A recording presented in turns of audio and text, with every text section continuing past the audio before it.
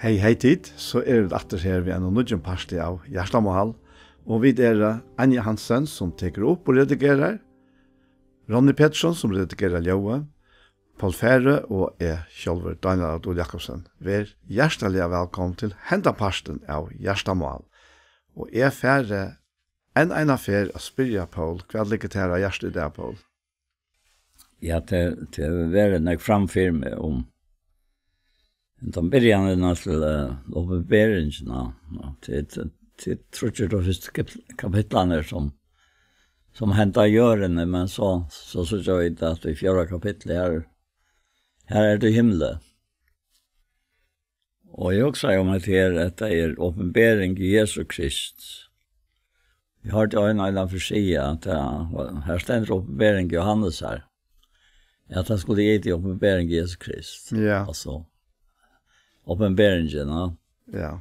Som God gav honom till att visa tjänaren sönnen till som kött skall hämta. Han ska sända bov i enkle sönnen och kungjör till Johannes tjänare sönnen till i tecknen. Honom som är vittna om år Guds och vittnesbord Jesus Kristus. Allt och han sa. Säl han och läser och säl det de som höjra profeter och var att det som här är skriva. Till tojen är ner. Här tror jag första versen det gruppa i grund om alla uppenbarelserna alltså och sen innehåll. Ja. Och det är rätt spännande då jag ska föra lite långt ner här för jag visa kvart. Vad det hänt tar han beskriver han här Jesus Kristus att han ser var 15 av fötter hans han luktar skynande molme. Tar han glötter i elden, det la honom. Och röd hans är som ljau mänkra vattna. Och i högra hand har han tjej stjötnor. Og munni hans gikk ut togjertja kvast svør, og asjon hans vær som saulen tai hon skuinor og kraft søyne. Og så hette han 16 døren til at tai sa han, fall som deier nye for føtter hans men han leie høyre hånd søyne av med og sier øttastisk, hin fyrste, hin sørste og hin livande.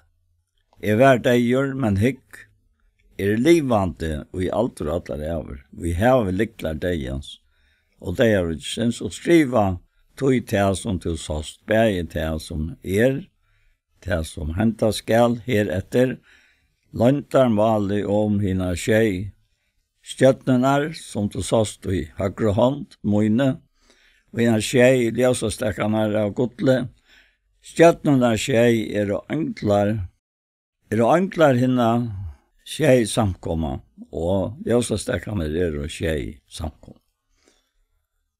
Alltså han fatt nyer fyra i honom som dig. Ja. Det är väl skiljande att man säger dessa lösningarna och vad han säger. Och jag tänkte om det jag också säga så var det här att jag ska säga att här kvart han må säga ta tryckor vid hjärsta hans la. Han talar i år som bostad och allt det som la sinnen och han är en fortsättande slå som vi sagt. Som vi fröstingar med i lagt. Så det sinten av dig han lunches nu allt jag med Jesu gråt. Han har i livet i Jesu röst. Men han var också en lyck. Och nu upplever han det samma. Nu han är ute i Patmos och han fär hesar åpenberingar. Och han blev nog den äste av apostlen, var det det? Jo, det 6. Ja, det 6. Ja. Och han enaste som skulle dödja naturliga deja. Ja, det var bättre. Ja, nej, det var Johannes. Det var Johannes, naturliga deja. Ja. Alltså hinner tar Ja. I var drippner. Ja. Ja. Det en løn å få fra Essen Høyme av ripen tøyman så frifotler og glæver og takksamer. Ikke for jeg takknas mennesker, men for jeg takknas honom som som vi og som kommer. Ja, det så, men vi ui her sånn myrska under heim enn. Og her hever myrskrysens valgte. Og det tåler ikke det som av ljøsene. Tog blir motstøvende. Og hun blir øyla stersk. Jeg sier alltid til at jeg vokste opp av Toften og alle tryggvand her og mennene og konene satt høymon og tjakkvarnøren og hvordan det lustig å ta av og frieren og kleden og det var lukka mye om det kom med kjønsus noen etter sjælen så var det Herren som var emne altså Jesus Kristus. Akkurat. Og se jeg har fyllt de aller fleste av dem som undanfører. Og nå jeg kommet opp i årene, og nå tror jeg suttningen av her som mennesker, som alle togene var, så fastbundet til han. Og som angattene hadde råd lette han fære, altså til oss, at det kan leke fram omma. Akkurat. Ja. Ja, det her lysingen her som han sier, eller at han sier her, vers 18, øttast ikke, hin første, hin sørste, og hin livande. Ja. Vær deier, men hikk livande i alter og atler over. Har liklar deians og deia rutsens. Og hadde her lysingen som Jesus gjør av seg sjølven, viser klart og tydelig her, ikke ivast og hver det Hadde han som vær deier, men hikk livande i alter og atler over. Ja. Og han kan aldri dodja meg, synes jeg det enn sant, ja. Og det her alltid så fantastisk lysing av. Ja, det må man si. Ja. At lysingen og teg og i han som reagerer, altså et eller annet. Og så han da, til akkurat firmaer som at det er for nek, altså. Han klarer ikke at teka det. Og han fatt som deg i nyker. Ja. Det er en øyelig ekvislisjon. Det er ja, han lyser det, hvordan han sa ut, altså. Ja, ja. Ja. Det også så grøpende, han sier, særlig han leser, og særlig det som høyre profeter, og værvøyta til som her skriver at vi tog inn i ned. Og så sier han Johannes til innan tjej samkommer og i Asien. Nei, være vi tikkon og frier fra honom som vær, og som og som kommer. Fra hinnom tjej antonom og i frammanfyr i hasete hans og fra Jesus Krist. Hinnom frombarn over deg. Altså, og Herren hon iver kongen gjerrerne. Honom som elskar okkon og hever, løst okkon fra synden okkara, vi bleve søgnen, og gjørst okkon til kongarøyt, til prestar fyrir gode og fægir søgnen. Hon har vært dård og matter, og i alter og allar over. Amen. Ja, her vi, hvis vi kanskje lykke hitje og i Filippe brevet, her og i øren kapitlet, velkjent, vi det ofte er inne i alt i eisen, ja. Ta og Jesus vil lyst, at det er sinnaleie vil lyst, samme sinnaleie vil uttikken som er Kristi Jesus, ta og han vær eins og god, råkna han til ikke fire ran av vera jaunløyge gods, Nei, av seg sjálvun seist han undan tog, gjørde seg en så tjenare og var menneskeluiker. Og ta han var stigen fram som menneske, sette han seg sjálvan lagt, så han var lujen til deian, ja, krossdeian.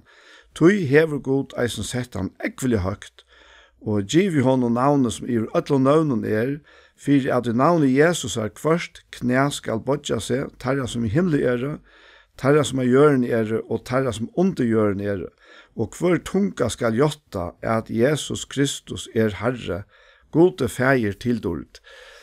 Og hende her løsningen ut i åpenbering, hun samsvarer eisene vi hette her, men jeg husker seg tanken at han som hin første, altså han som alt skapt vi, at han setter seg sjálvan så lagt, at han gjerst mennesker lyker, og møttes det for at kunne dodja.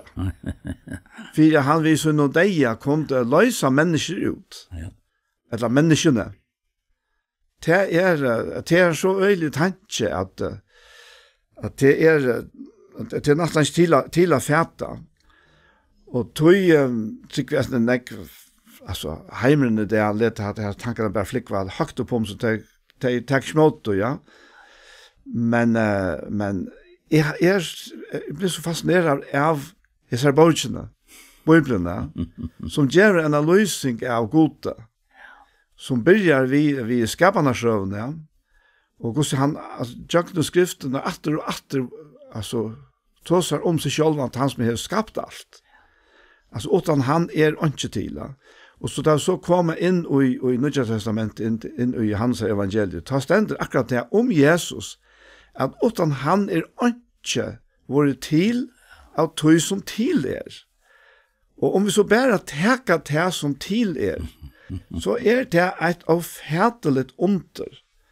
Det ønsken i heimen og det som hever nekra godkjente forklaring på at alt bare kommet til av seg selv, og det omøvelig, det blir ikke til, og det ja, jeg hørte en sida en affær, en som fylte høyanføringer der, som ikke var, det kjente seg ikke som tryggvand, ja, og han sier om seg selv at han var så rasjonell, at han kunne ikke tryggva godt, da.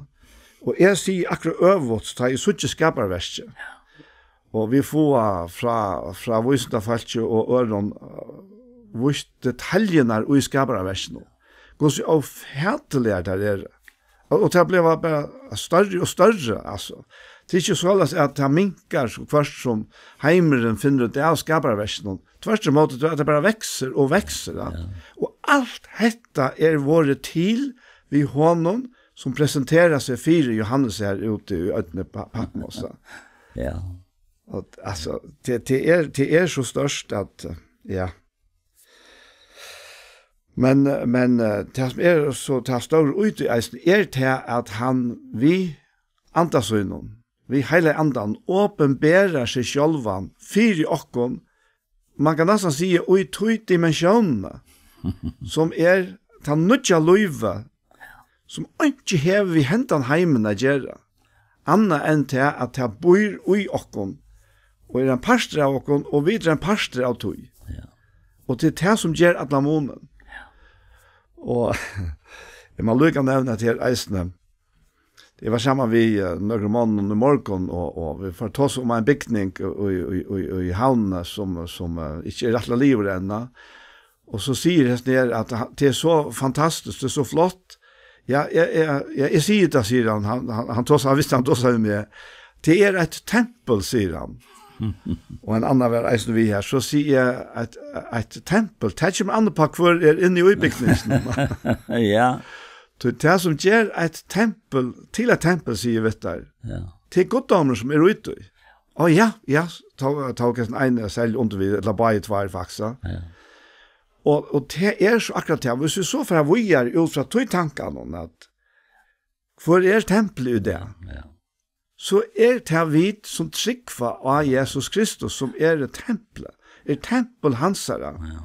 Og det i kraft av tog goddomme som bor i okkom. Ja. Heile anden goddommen som bor i okkon, og her vi gjer okkon til hans tempel. Og det er verileisen og sannleisen. Ja. Ja, og stekka i samtalen.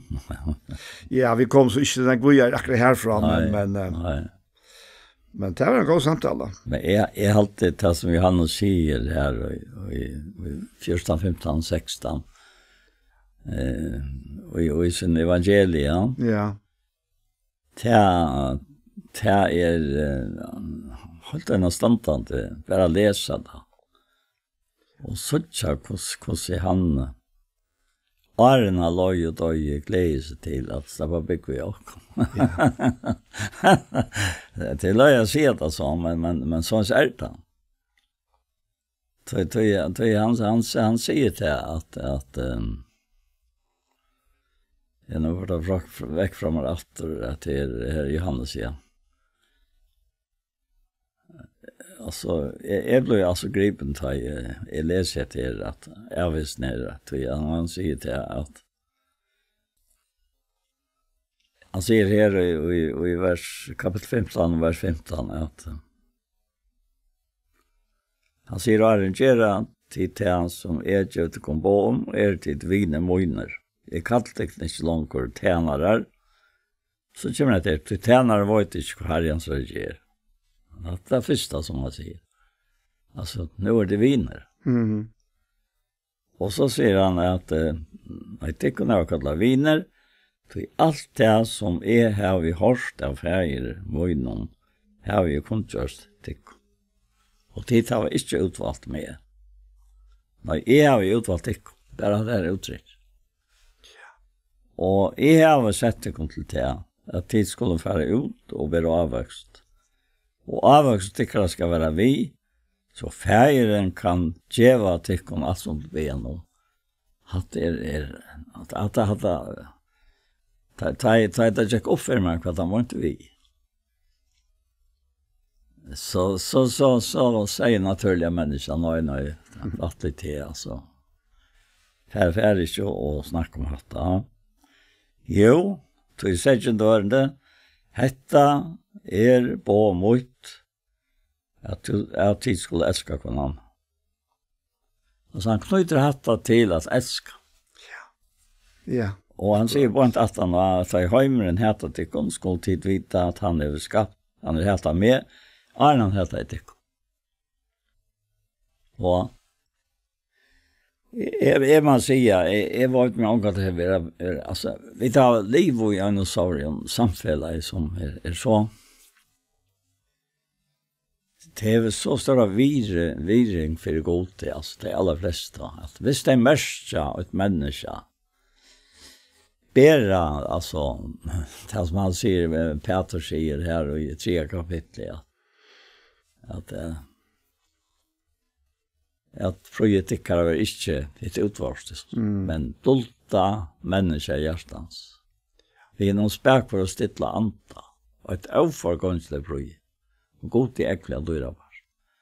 Hatte pröje att bära avvaks som han räknar för pröje och ser till och har just möjligt att vi kunde bära en slukan avvaks. Jag vet det så näck i samfälla vi han och i åkara. Viskan här alltså att han kan se att som han ändrar detta verset vi att vers 16 og avvokst tykkere skal være vi, så feiren kan djeva til alt som tid be han om og i navn og mun. Alt. Det er ikke etter. Alt som det be han. Ja. Ta underfullt at være at han som vet han avvokst, men jeg men kan føle det så som at man klarar inte uppleva det. Man får inte vita om vad händer för nekva länka tog att han ofta. Tog att det kan vara för nekva. Ja. Tog att han naturliga människor är så här väldigt till att du så. det som blir interessant i när bønnersværen her som man tåser om her, Ja. det at avvoksteren og bønnersvær henger sammen. Ja. Til å si, han sier, jeg setter ikke til at de skal være ut og bedre avvoksta. Og avvokster tykker skal være vi, så feiren kan gjøre til alt som det blir han om i navn måned. Til å si at feiren sværer ut fra til avvokste som kommet fra Jesus. Ja. Og han tog sånn ikke om til fra man undan, at han vunnet seg og videre greinene. Ja. Alvan det han som Ja, altså jeg husker fyrir som yngre at han skal gjøre alt som bian om. Og så fyrt han naturliga sinne i sving via ymska tankar. Ja, det skal være.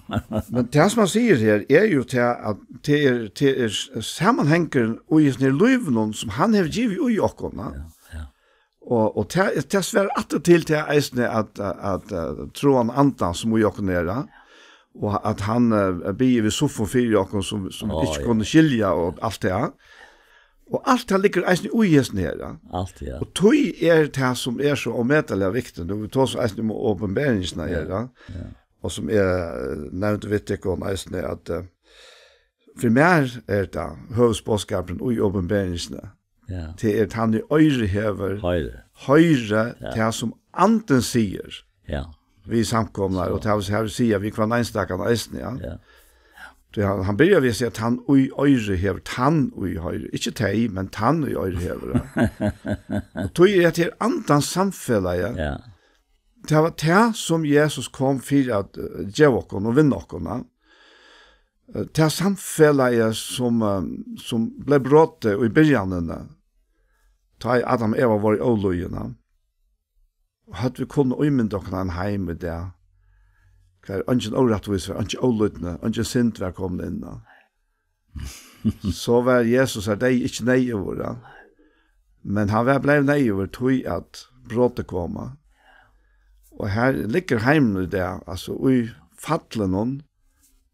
Men bådskapen i det om Jesus Kristus.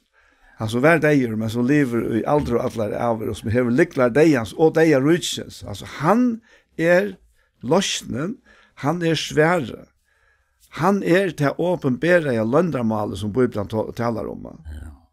Tog hevda så stor tydning for okken at vi får samfølge av han. Og vi det som vi kanskje har nevnt nægget finne før, eller jeg har nevnt nægget finne før, vi til fram om kreaturene. Det at andans dimensjon bor i okken mennesker. Og til det han vil ha fæter i okken først og fremst. Det å slippe endre for okken, vi sønn anda, gjør okkar anda livande vi honom, og så liva og til samfellene vi han. Og her det han som sier at og avvekstikker skal være vi så feiren kan gjøre til kun alt som det blir han om i navnet min. Og så kommer beina veien, og til avveksten heter båmut at de skal elske hver annan. I Jesus brann 6, her venter han inn og vi her, og Paulus, han. Ja. Da han sier, det kjolm fredsen og svar antans til 6, 16, som årgods, biante og i andan, øynum hver jeg tog, det kommer tatt.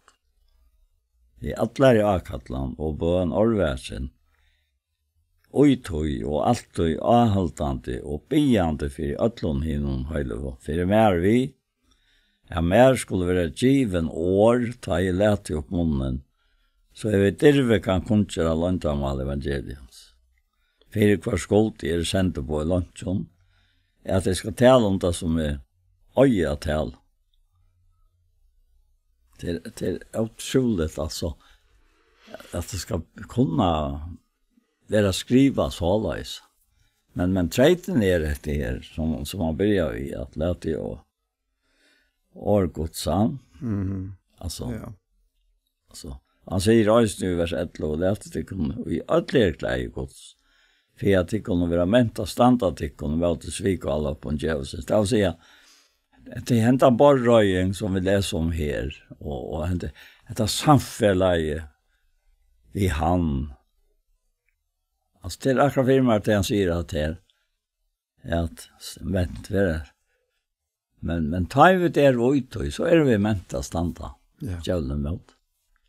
Det han säger här i 17 Korinthierbrevet 2 ändan här att god vare tack som och i Kristus. Alltså det är alltid han som lägger oss fram till sig.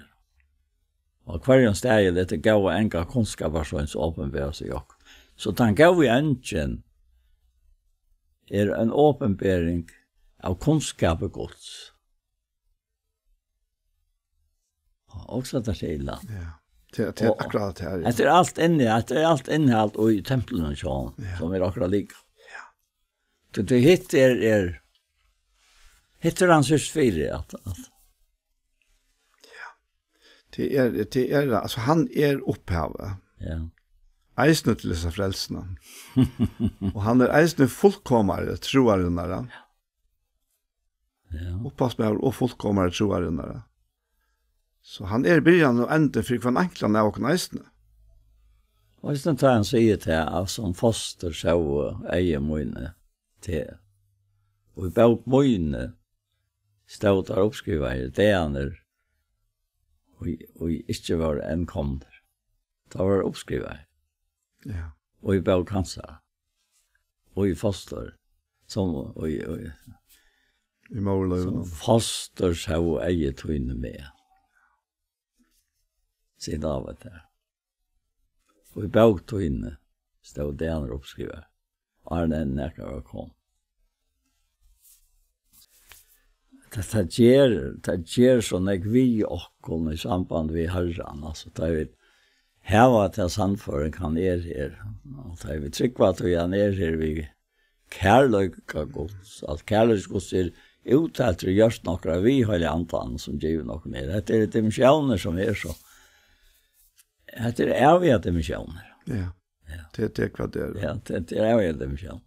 Og det som har tøytning for jokken, og som la en øyla tungt av hjertan til Paulse, det har vært til at vi få ser åpenbæring. Vi synes at det er i Efesosbraun, og så eisen her i Kolossebraun, som han sier her i øren kapitlet, han sier, vi vil at de skal vite hvordan jeg strøy i hav fyrtikken, og fyrteg i Laodikea, og for alt som ikke har sett anlitt mot i holdene, for jeg gjørste til at skulle være trøsta, så det var knytt sammen til kærleika, og så sier han, og til det som han strøyest fire, at det var knytt sammen til kærleika, og nå fram til atlan rykdom, hinner fotlo vids visse, til kunnskap om landarmalgods, som er Kristus.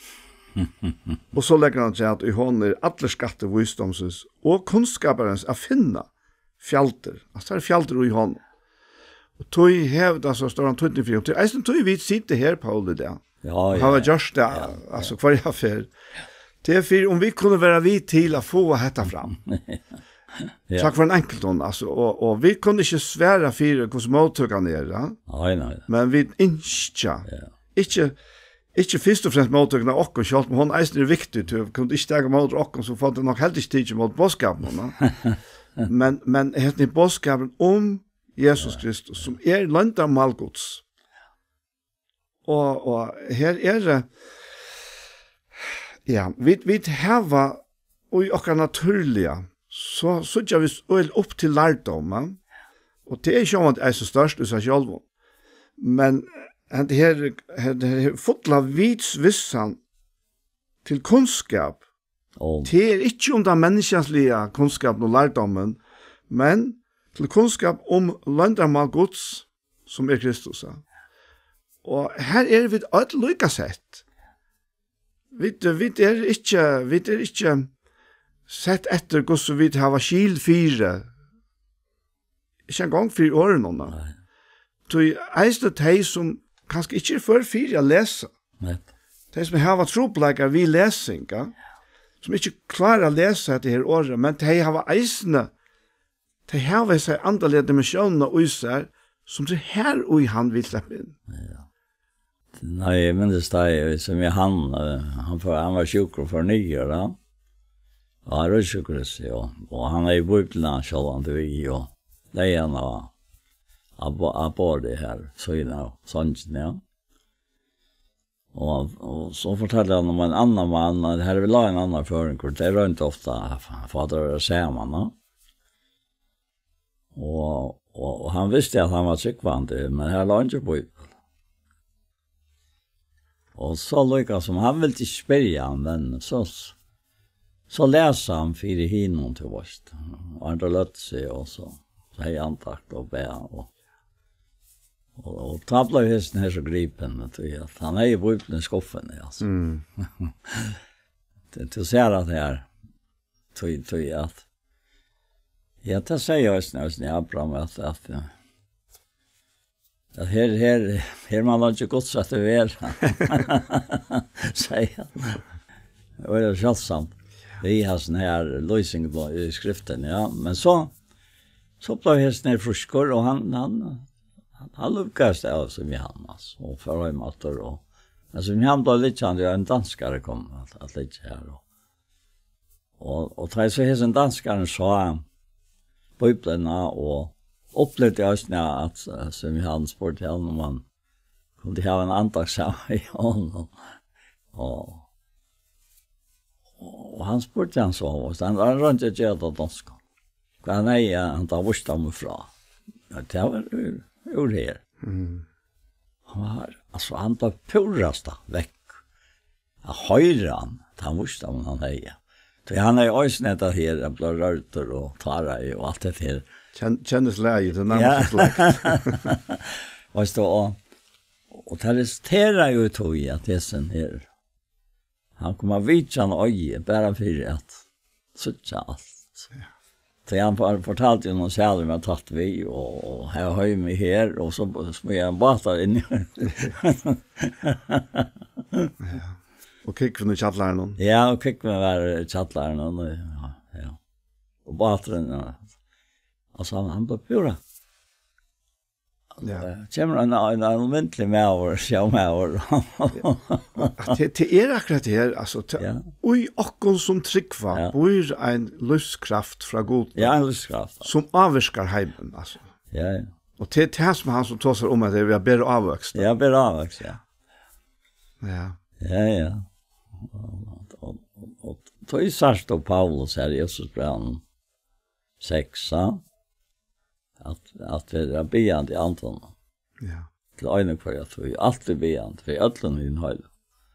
Det är mer mer skulle vara given vår tajl att i munnen. Så det är det vi ska konkurrera lönta med evangelis. För kvar skuld är sänt på lunch. Att det ska tala om det som vi öja tal. Alltså, det är liksom en oj här. Som anten, eller som Kristus oj och kom. Han färdar fram till nu är det han som viskar och jag. Det jag vill ju viska ett sin gåva vilja. Alltså det är inte. Det är vid och i honom och till han och jag alltså. Då är det först och främst att det är samfälla vi hamnar. Ja. Men det organet och i och ja. Det må vara god till om mätliga tutningar mig. Han färre Adam alltså, han sa inte Adam, han var ju människa lik rocken. Ja.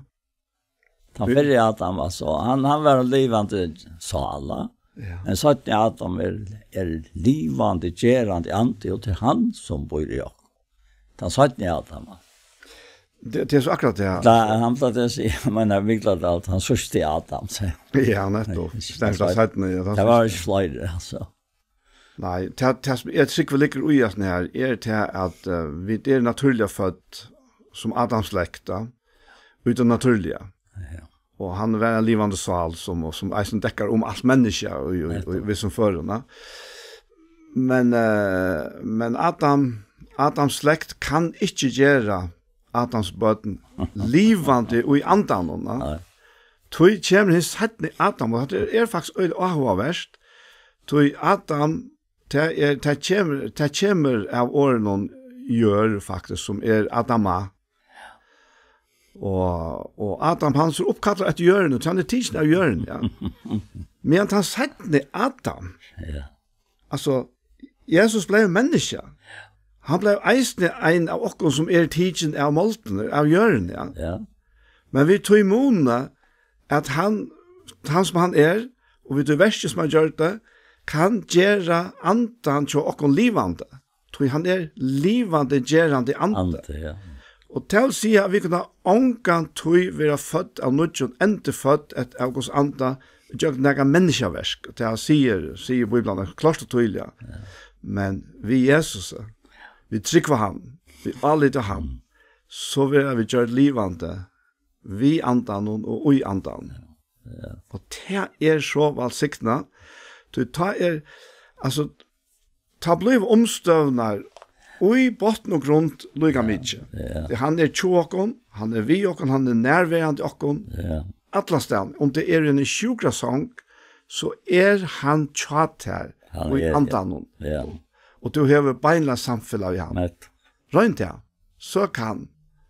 Og han tjat der. Han det. Ja, og du kjenner han, til jeg ivst onka lønt jo. Ja, det jag tänkte nu kommer jag också om Gideon drömmaren, ja. Ja. Så han var en kjølsom Gideon, alltså han var kjølsom personer. Så skår han innanifrån, tror jag att Gideon, ja, till här och i Damrabotsen. Kvar finner du Gideon då? Domaren, ja, 6-11. Ja, 6. Domaren 6-11. Ja, 11, ja. Och så det som jag också om i honom, hur lite laten han alltså, det ständer om Israel i vers 6, att det var helt ut arma. Och hända hållt var Israel helt ut arma av Midjanit. Och så ständer det här, ut arma till alltså jag var inte. Ta röpte Israelsmän till Herren. Och ta Israelsmän röpte till Herren undan Midjanit. Sände Herren profetet för som säger vi till. Så sier Herren god Israels, jeg løyte tykkun ut av Egyptalandet, jeg løyte tykkun ut ur trealehusen, jeg freste tykkun ur hånden Egypta, og ur hånden allra torra og i kua av tykkun, og jeg rek tar bostor 4 tykkun, og gav tykkun land torra. Og jeg sier vi tykkun, det absolutt helt aktuelt, i Herren god tykkara, øttest ikke godar amoritta, og i kvarja landet til byggva, men tid akta og ikke møyne, årmøyne. Og så stender det her at Angel Herrens kom jo og sette seg under øyne og offra her som Joas av slekt Abiesers 8. Rådde, Gideon, soner hansara, stauta og treksti og kvøyte, og i vannpersene, for jeg bjerg henne undan midt av 19. Altså, tar han øyelig avgengat. Han ikke her som han skal være, men han gjør det som han skal gjøre. Han krek hva da? Han krek hva da, ja. Det er sånn her. Og Angel Herrens vurs fire honom, og sier vi han, Herren vit her, Jarvekapp. Men Gideon sværer i honom, hør med Herre, Herren vi åk. Føyer til alt dette kom vi av åkken, og kvært våre av ødlån underverskene hansere, som fedrar okkare har sagt åkken fra. Taet og skjøtt og løtt ikke Herren åkken ut av Egyptaland. Men nå hever Herren kost åkken fra seg, og givet åkken henter Midjanit. Ta vente Herren sær til hansere, sier, fær av sted. Altså, Herren venter sær til hansere, sier, fær av sted. Og Jesus styrke tøyne. Hva var styrke? Det var ønsken. Det var veiklagen. Det var veiklagen. Det var enda bebreidelse. Som det sa det før. Fær av sted av Jesus styrke tøyne, og så skal du freds og selv undan hånden mitt igjen litt. Sannelig i sendet det. Men svære i honom, Herre med Herre, hvordan skal det kunne freds og selv? Slekt moin jo tann, og i minst hever av tøya, og i Manassa, og i yngstor i Fedrus moin. Herren sier vi igjen, skal være vitt her, og du skal høgga mitt igjen litt der nyer, atler som moin. Ja, da sier han vi han, Har jeg funnet nøye for egen tøynen, så let meg få tetsen fra 4 at jeg er 2 i tala vi med. Og det er tetsen. Ja. Har vært litt uttrykk. Fær, og så... Ja, du enda i vers 16. Ja, vers 16, ja. Fær ikke av sted igjen for en kom i atter til tøyen, og bere til gav og møyna, og se til henne 4 til. Han sværa jeg skal være verande her inntil tog som atter. Gittjan får nu inn og gjør det gøytalamp til, tog av mjøle og bæka i til avsørga køkker. Kjøttet lei han i korv og sopanina hei han i krukk. Så bær han det ut til hansara under øyne og sette det fram. Ta seg angel gods vi han. Takk kjøttet og tar avsørga av køkene og legg der av hettelen her og støyt så sopanina ut iver til han så gjørt. Ta rett i angel herrens ut staven som han hei i håndsøyne og nevn vi enda hansara vi kjøttet og hinner avsørga av køkene ta støy elder opp ur hetlene og tar det opp kjøttet og hinner avsørga av køkene og angel herrens kvar fra egen hansa. Og så sitter han her og Ja. At det er utrolig altså. Og i forhold til det som støvna som vi er. Så vil til han boja inntil han kom ut at. Men først da han just dette, så var han vekk. Ja. Ja. Ja. Men Gideon skilte nu at det heier vært angel herrens, og han sier, «Voi mer herre, voi. Jeg har jo se angel herrens andligt land.» Men herren sier vi, han frier vært vi ter, østast ikke, tilskalt ikke dodge. Det er bare kom tankar om dette, og så og alt så får fram at han var. Du at han forrige verset, Ja. at ta reiste Gideon her herren og altar, og kalla i til, herren er frier. Ja. Det er fantastisk. Ja, det er en stand. Altså, hvis du så ser hvordan han sikrer det, Ja. da kan du lese. Ja. Altså, han her søvan her om tai han så sikrar Ja. her. Hon er øyla avhåverd, tog at han færa stav i hans øyla stauren herre. Ja. Det er det som jeg tenkte på. Ja, og det var en 30.000 manns ta det største. Ja. Og han sier at herren sier vi Gideon, du har om ikke folk vitt der, så mange gjør vi er ikke midjanittar i hender, annars kunne Israel erspa seg mot mer sagt, til min egen hånd du har frelst med. Læt hun råp ut for falskene, ein og for og østafotler og ratter han kan venda vi og fære heimatter av Gileas fjallet. Ta vendu 22.000 manns av falskene atter, og 20.000 var i etter.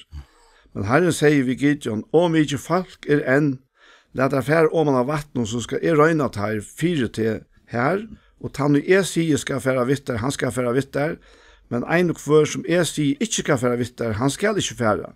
Han let nu folk ikke fære om man av vattnet, og herren sier vi Gideon, atler tar i lepp av vattnet ved tungene, en så hundar skal lade standa for seg, og somlas atler tar i ledja seg knæ at drekka. Tar ta lept og vattnet ved at drekke og leggvann og våre 300 i tale. Alt hit falt ikke leie seg knæ at drekke vattnet. Da sier herren vi Gideon, vi hinnom 300 månen, og i lepte skal jeg frelsa tikkun, og djeva midjanittar i håndtøyene. Alt hit falt ikke kan fære atter til hus. Så i verlagan så var bare 1% av ødlun, det som herren ville bruka. Ja. Så han ville vise sine egne styrker. Han ville hava til at Gideon og falskene her, det skulle faktisk være mest av veikleg, av menneskens veikleg. Så hva kan en herre på 300 manns gjøre i måten så står en herre som midjanittar? Jeg måste kvært, jeg må si at den er mittlen. Ja. Mer teacher til at herren vil hava, og i det er øyst. Ja. Til bare han, og øyne han. Ja. Ongen kan halta så väl vittarmon eller halta vittarmon och få till alltså jag vet ju ut. Det har en vill ha det så inte ut. Ja.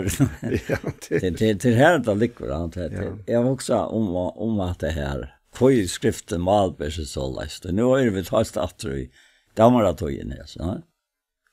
Och alla vägen i Jackson hävdar vi stroj och sträv och tog det så heter falskene så väl uppbyggven alltså. De här visst det skulle överleva så måste det vara. Det var up to date alltså. Och i allt. Ja. Men kvar för det vunnit säger så måste jag asanna till Herren stroj för jag. Ja, det var akkurat det som Herren vill. Och han fick det Jackson lösne Så profeten det var då så gåvor alltså de var det här. Alltså det gick ju själv alltså.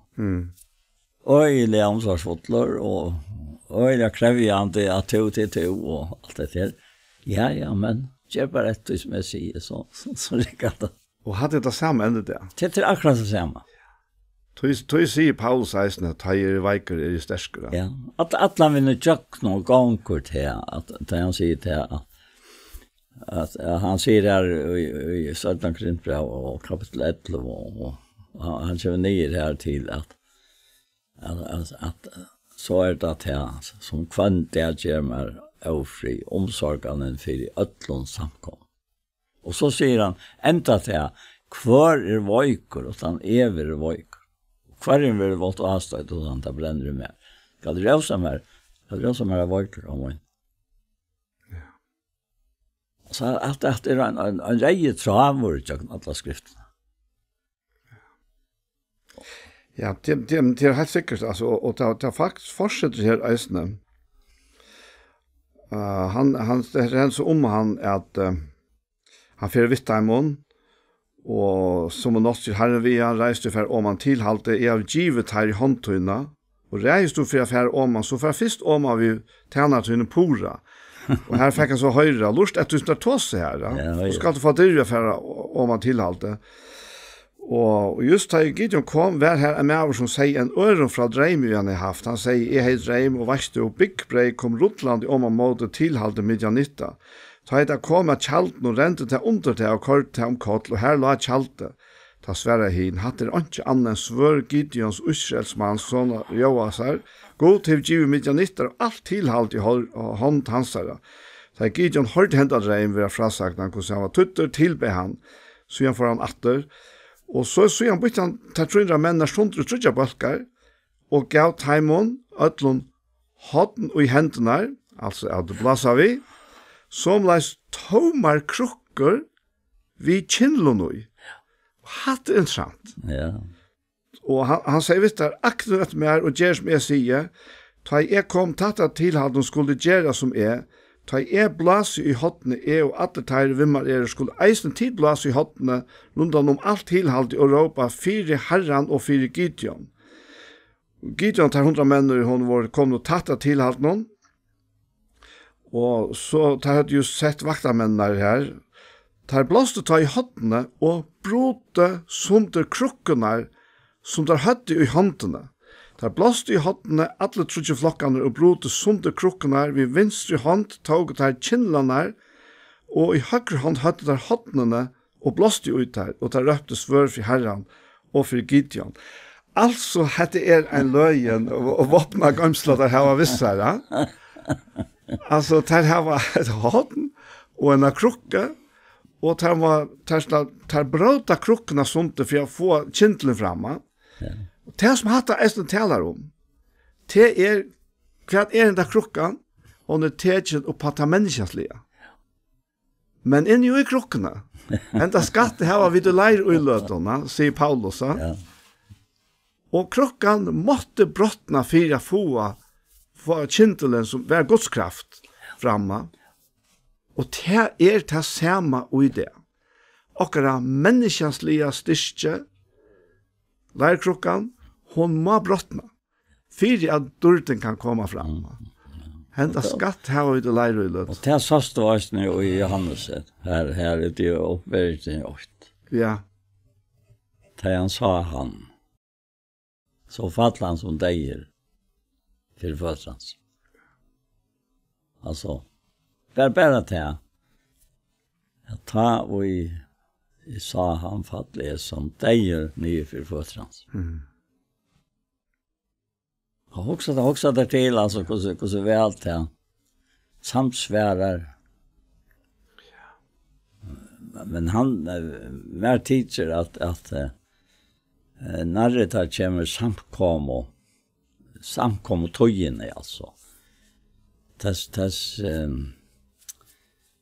Vad ska säga men det är under en öronform allt händer. Ja. Det är en utveckling i tojene som ger det. Alltså, och det är jarren för i öjsen. Johannes som är väl så älskelig och han kallar han lärarsvinen som Jesus älskar sig själva. Och nu är han här och nu färrar han till här som man ska säga om samkom. Fara. Ja. Och han det är akkurat det som han skriver. Og vi synes ikke trett her, bare fra Gideon og fra Johannes her, at ta i det så, og i sånne veikleika, det fullkomne smokker i skjermene, ta i kjem styrkjene, reis til, ja. Alt av styrkje. Jeg må si selv, altså, at jeg har en øyelig snitt av psyko. I samband med det at drepe, altså, jeg tåldes det. Nei. Men det var bare tåldes. Og det er en. Ja, vi sutja til i heimen men det er ikke hos atlan. Nei. Det er det ikke. Tøy sutja så størst og at være øyn av tøymen som i Kristus. Ja. Altså, det er rau og frier og glede og vitande til at han utdenne sitt versk og jag någon skapningen som är ju hans lika. Alltså jag allt det som han för så säger det livnar att jag står där vi från hötten och han är ju hövor lika som en samkomnare så här är så näck oj som ger att man blir så stillor och frialig och nattsamor och vet att det narskast. Det ändaliga men nu har jag ett avstockar. Ja. Säger han här i tidsbrand. Och vet vi är kvart. Och enten är av ett lov. Ja, hela gjort. Och enten är av ett lov. Alltså är halt det självor att det är så underfullt att allt renner upp i en ond alltså. Det är allt som blir allt alltså. Øysten for i Israel. Ja. Jeg minnes da han sank, han sanken, det skal bli fred på i år i 1000 år en gang. Han hollender i et loksår, han har øyla en behagelig rødt han var norskor. Men han jo nok vært jo i akkur land i Sør-Amerika, Afrika et långstans, så. Så han var bland de holländare och norrmanne och så hej vi här och myntligt jag har rätt ett namn och så men jag sitter här men och det var ösna att han har samkommande färden och allt det till och tvångten över och så ska satan vara bonten i 1000 år. Det är smavis. Och allt ska rycka liksom. Och på en underfulla mata ölveren ska lite så säga någon och leivan ska lampan och allt det där. Alltså ja, det är allt det underfulla som är ojgota. Ja, och vi honom. Ja, och ta stören kan häver och alltså ända bara till att satan blir bonten. I 1000 år alltså. Och så ska han låta han stappa ut efter och han för ut och han förvirrad att höjla allt alltså. Det har vi allt hörst för att det var på alltså. Ja. Från mannen som hette terpa biblarna upp och ner och ta sig om det som om att ja, det är sannolikt alltså. Ja, alltså att uppenbarelsen hon en öjla avhåverd bok.